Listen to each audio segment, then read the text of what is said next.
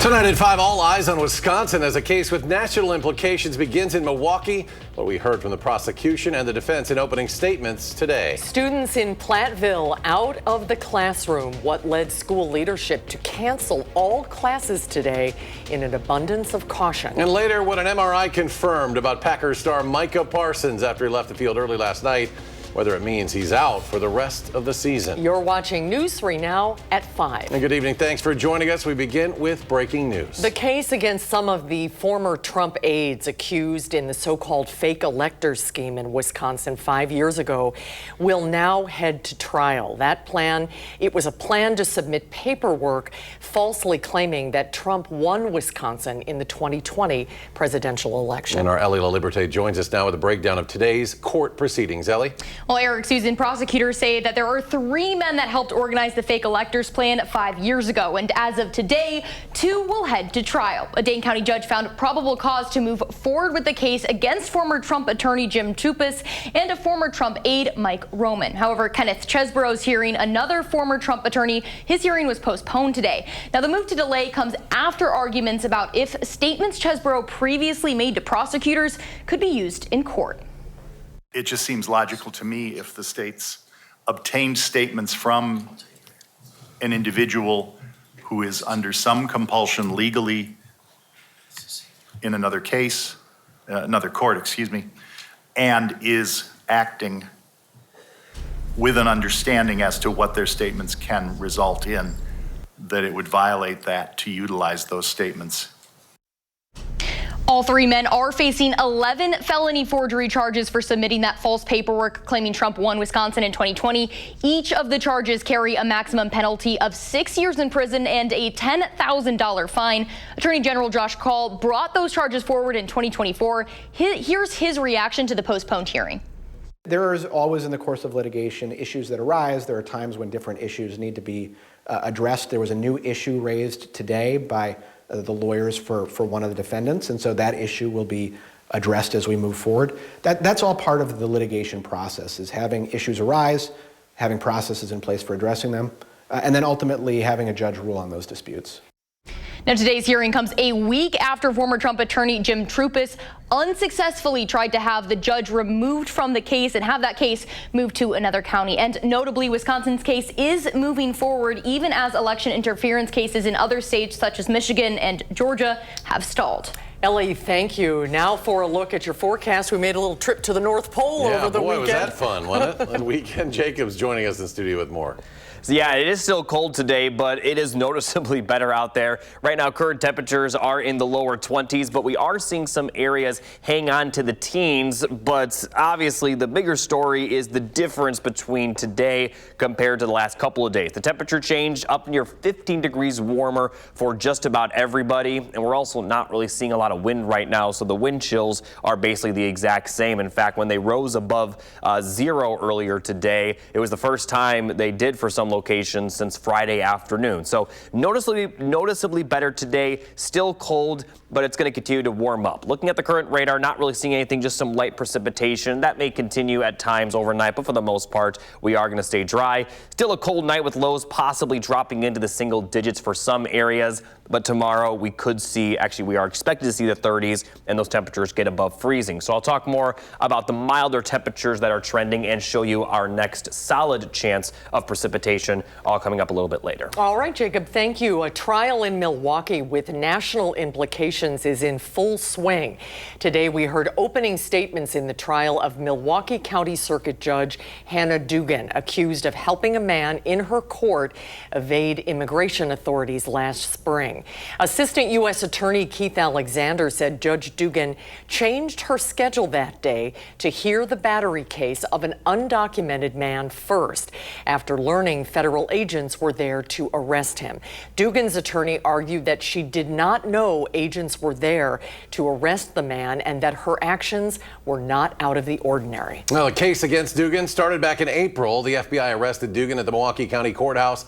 That was the same month they say Dugan led Eduardo Flores Ruiz through a back door to evade agents. Now, in May, a federal grand jury indicted her on charges of concealing a person from arrest and obstruction. If convicted of both, she would face 6 years in prison. Fast forward to August. Dugan lost an attempt to have those charges against her dismissed.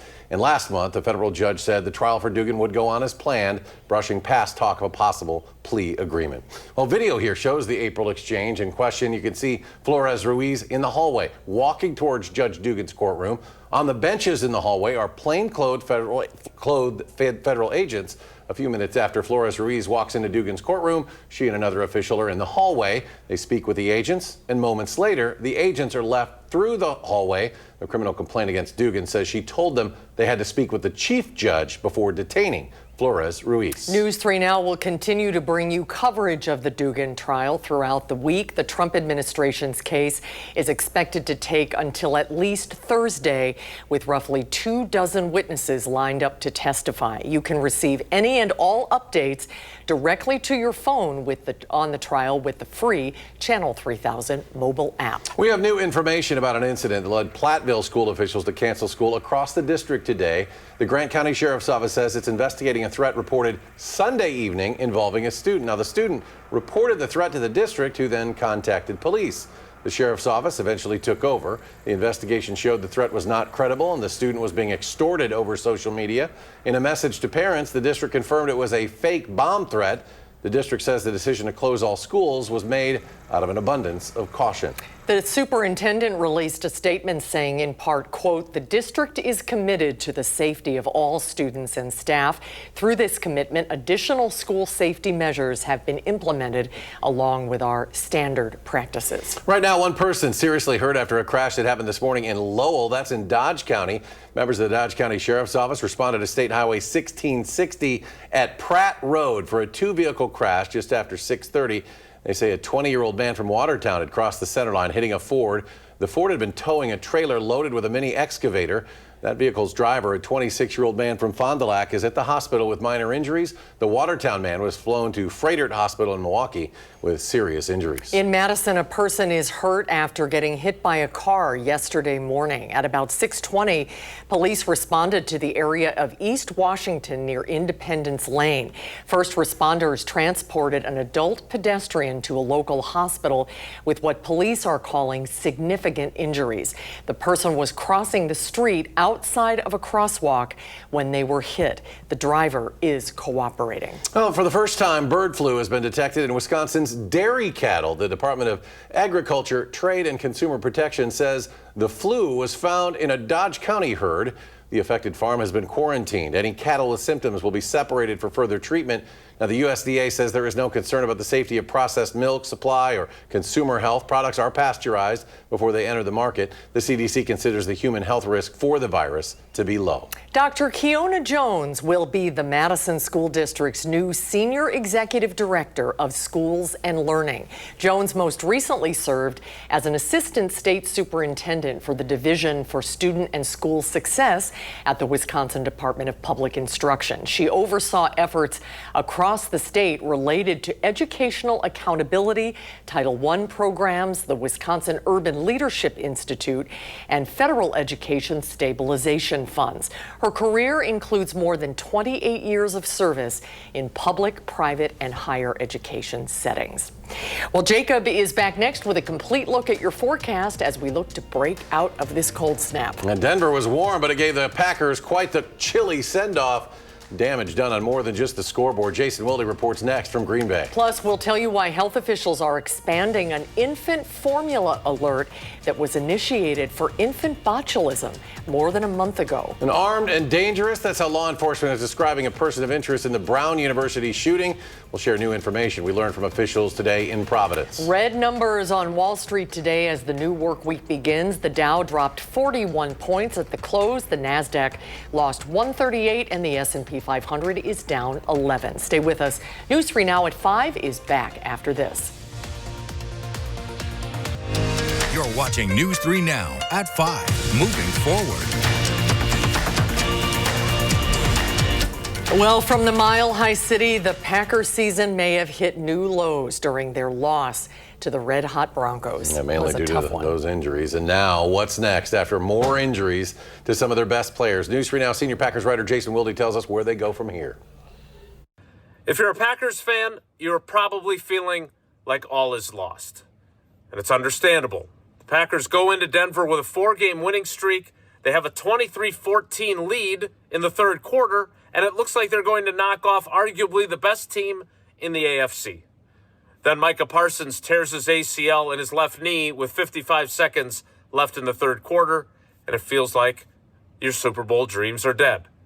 If you felt that way on Sunday, you weren't the only one. Parsons' running mate, Rashawn Gary, was downright despondent in the aftermath of the loss. We'll be missed on this defense. Y'all all know his impact. But that's give us, more guys up front, more opportunities when they come to, rush cause havoc. But, with his absence, we got to step up. Told him keep his head up. But we're going to finish strong for him. So that's what I told him. I'm going to keep in contact with him throughout, what he's doing. But that was my first message to him. But, yeah, it hurt, bro. It hurt. Despite his and everyone else's disappointment, the season will go on. The Packers have 3 games left, starting Saturday night in Chicago. And if they win that game, they're back in first place in the NFC North. And Rashawn Gary will be among the players they will be counting on to elevate their games to help the Packers continue in their push for a playoff berth and perhaps a division title and a home game to start the playoffs. We'll have full coverage of the Micah Parsons situation and everything else Packers on our website, channel3000.com. And while you're there, make sure you sign up for the Packers newsletter, which delivers that coverage directly to your inbox every single day. In Green Bay, Jason Wilde, channel3000.com. That was a tough one. Jason, thank you. So now, better news. The Badger women's volleyball team off to the Final Four. The Badgers knocking off Texas last night, a team that swept them in the regular season. They did it in Austin. Badgers started off strong. Mimi Collier slamming down to win that first set. Badgers took the next one as well. Trinity Shades. It's the Badgers the match point. Wisconsin would go on to win the match 3-1. Mimi Collier led the Badgers with 23 kills, and Charlie Furbringer, 57 assists. Badgers will face Kentucky Thursday night, 8 o'clock. Final Four in Kansas City. That was so exciting. We needed that. Congratulations. We did need that, and we also need the weather. The temperatures are going to moderate a little bit this week, and that is good news, Jacob. Yeah, overall, we are going to be seeing temperatures trending milder. Looking at the 3 things you need to know, our next chance of precipitation will be in the form of a rain-snow mix rather than just snowfall. But beyond that, there's really not going to be a lot of precipitation in the forecast, and certainly not a lot of snowfall. Now, before I talk about all that, do want to mention we are expected to see some patchy fog as we get towards tomorrow morning. It likely will be a little bit after sunset, closer to around 9 a.m. to noon, but this will clear out very quickly. But I thought it worth be mentioning for anyone that may be traveling during that time to your destination. Now, as we take a look at the chances of precipitation, not going to see a whole lot the next couple of days. We'll see a mixture of cloudy skies and sunny skies. There could be some very light rain, maybe some light snow, light freezing rain, but nothing too significant. And then as we get towards Wednesday, more sunshine is expected. And then as we get towards Wednesday night, that's when our next system will move into the region. It's mostly going to be rain, although a rain-snow mix is definitely possible late Wednesday night into Thursday morning. Now, temperatures are expected to fall throughout the day on Thursday, and that could lead to some snowfall across our region, but we are certainly not expecting any snowfall accumulation. Could see some of that accumulation for northern Wisconsin, but southern Wisconsin, if snow does fall, it likely won't accumulate, and it will be pretty light, and that's going to be later in the day Thursday into early Thursday night, as Friday does look to be dry. Now, as we take a look at the precipitation chances after that as well, not really going to see much as we head towards next weekend, and even next week looks to be pretty dry as well. So although we are likely going to see that rain, maybe some rain and snow Wednesday night into Thursday, we're not going to see much until then, nor much after. Now, as far as temperatures go, they're going to peak in the 30s the next couple of days. Tuesday through Thursday will feature highs in the 30s. We are going to cool down for Friday, so some of that rain that does fall could freeze over, but beyond that, I don't expect to see very many travel impacts. And after that brief cool down Friday, the temperatures are going to warm back up into the 30s for Saturday, then cool back down again for Sunday before they become much more steady for next week. as highs will be in the middle to lower 30s. And these highs that are forecasted for next week are very close to normal for this time of the year. Now, fast forwarding a little bit as we look towards the 8 to 14 day temperature outlook, it does appear that we're going to see some above average temperatures, not just for our area, but a lot of the United States. But for Wisconsin, it looks like it won't be quite as above average as areas to the south, but still above average nonetheless. I expect to see highs somewhere in the 30s continuously during this time frame, and this does include Christmas. So we could see some of that snow on the ground melt just a little bit, which may lead to our area not having a white Christmas. Now, it's hard to say for sure, but there's not really a lot of snowfall in the forecast. So if anything, the snow that's on the ground will only become less on the ground rather than more snow adding to it. Now, as I mentioned, we could see some of that snow at the end of the system Thursday, but I don't expect to see much accumulation. But I'm sure many people will just take the warmer temperatures that we're going to see, despite the fact that we will see another pretty cold day Friday, maybe wind chills below 0 to start the day. But that's really going to be the outlier. Every other day is expected to at least get in the 20s, and most days will get in the 30s. Gives us a little bit of a breather with the temperatures. That's good, Jacob. Thank you. Well, new CDC data shows for the week ending December 6th, the proportion of doctors' visits for flu-like symptoms rose. That 3.2%, it sits above the threshold that signals flu season is officially underway. The majority of those cases are caused by a mutated strain called subclade K. The variant is responsible for early and busy flu seasons in Asia, Europe, and Australia.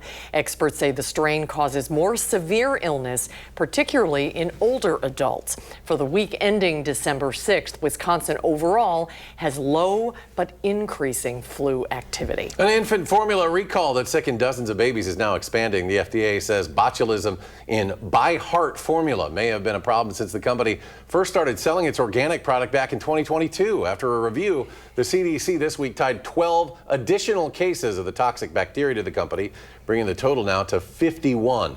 Botulism is rare but serious, causing difficulty breathing and muscle paralysis. Symptoms in infants can include constipation, poor feeding, and a lack of facial expression. In some cases, it can be deadly. After 5 days in the hospital, one baby who got sick is doing better, but her mother remains furious, saying she hasn't heard a word from the company By Heart. Livid. You know, anything that goes through our food supply chain should be very heavily regulated. You know, you should take the utmost precautions. You know, these are infants. Her family, one of at least 4 who are suing the company. By Heart says it's cooperating with federal and state agencies to determine the cause.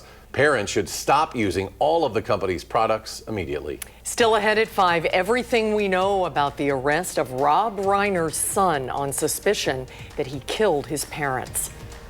And the latest on the deadly attack on a holiday celebration in Australia. Stay with us. News 3 Now at 5 returns after a short break. You're watching News 3 Now at 5. Moving forward. In Providence, the manhunt continues for a shooter who killed 2 Brown University students on campus over the weekend. Police are looking for a new lead after arresting someone they eventually released. CBS News' Jared Hill tells us what we know about the victims. There's a growing memorial at Brown University for the students killed and injured in Saturday's shooting. Sophomore Ella Cook was vice president of Brown's College Republicans. From Birmingham, Alabama, Cook's church remembered her as someone who lifted up those around her. She was an incredible, grounded, faithful, bright light. Muhammad Aziz Zamorzakov was a freshman with dreams of becoming a neurosurgeon. Brown's grieving, I'm grieving.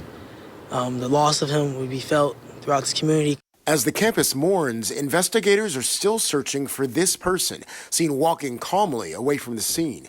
A forensics team scoured this dumpster on Monday, and officials are asking the public for any video. Providence police! Hands! Brown University went on lockdown for hours after the shooting Saturday. This is a physics experiment gone wrong. This is a wood shop. This is anything but this. Student Sophia Holman was in the building when it started. She credits her high school safety drills for knowing what to do. So I'm extremely grateful to the teachers who, made us listen during these drills. It really could have saved my life. On Sunday, police had detained a person of interest, but said they later released them after evidence pointed in a different direction. We're going to solve this case.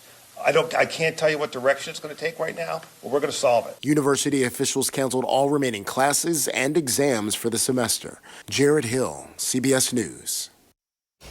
Rob Reiner's son, Nick Reiner, is in custody in Los Angeles, booked for the killing of the legendary Hollywood director and his wife.